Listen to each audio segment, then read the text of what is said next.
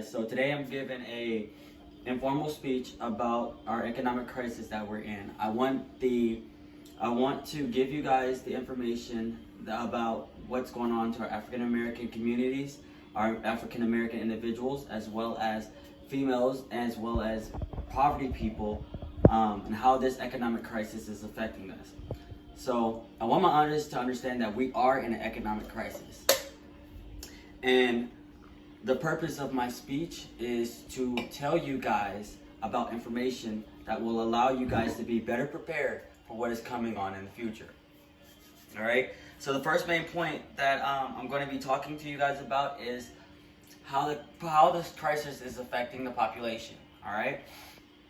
Many African American communities, low income communities, and African American females, as well as poor poverty areas, are being affected by this economic crisis because we don't have the funds enough to recirculate the money back into the population. Individuals are not being able to be safely taken care of safely because of the financial burden that we have for food, clothing, houses, etc., right?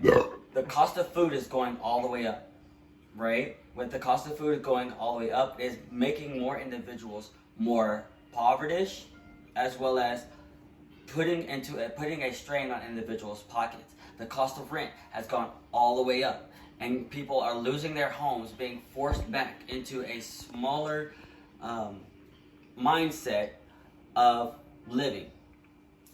In the article, Economic Growth, Slow and Gloomy and More Uncertainties, the global economic Pierre Oliver tells us that inflation this year is anticipated to reach 6.6% in advanced economies and 9.5% in emerging markets, and the developing economy. Upward revision of 0.9 and 0.8% respectively, and it is projected to elevate. That means that everything is still going up and things are not going to go back down. So, be expecting gas prices to shoot up. Be expecting food prices to shoot up. Be expecting rent to shoot up, right? The next main point I'm going to be talking to you guys about is about how the crisis is affecting us as individuals, right? I'm an individual that catches the bus. I see mothers who are struggling to provide food for their children. I see individuals sleeping at the bus stops because they're hungry and they cannot afford to actually get a place to stay or even get food, right? In the article Economic Stability, released by the U.S. Department of Health and Human Services, it says in the United States there are one out of every 10 individual is going through poverty, right? So if you actually think about this, 1 out of every 10 individual that you might meet on a day-to-day basis is living in poverty. Whether you go to the grocery store, or whether you go to the mall, or just go up the store to go to get some gas. 1 out of every 10 individual that you meet is homeless.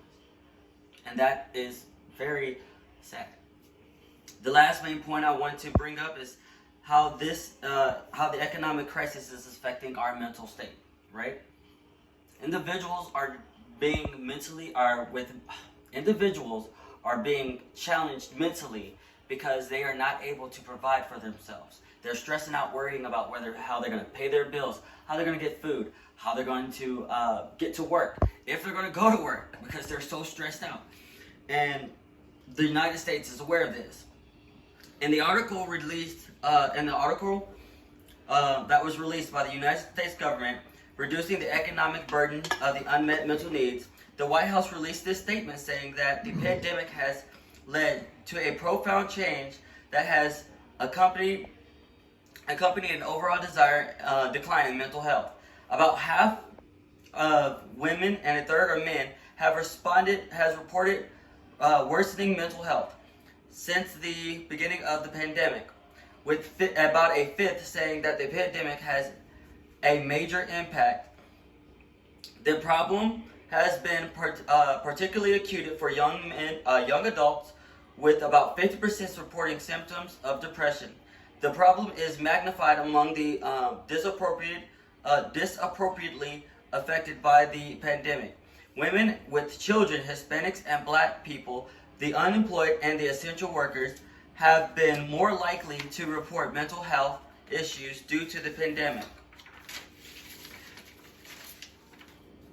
What this report is telling us is that the American government knows that our individuals are having mental health problems, worrying about what's going on in our economy, right? And we are not able to take care of them because the government's not willing to help. All right. To conclude, I went over how this economic crisis is affecting us individuals on a population, an individual, as well as a mental level, right?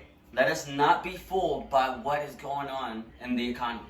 Let us not be fooled by what Republicans and Democrats and politicians are saying that it's going to get better, because it's not.